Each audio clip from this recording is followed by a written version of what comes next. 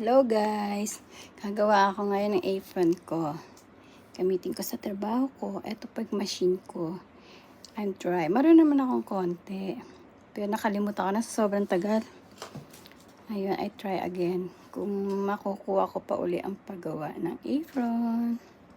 Wait lang. Dali lang. Ganyan guys. So, pasok ko siya dyan. Tapos ibababa ko. Ayan na.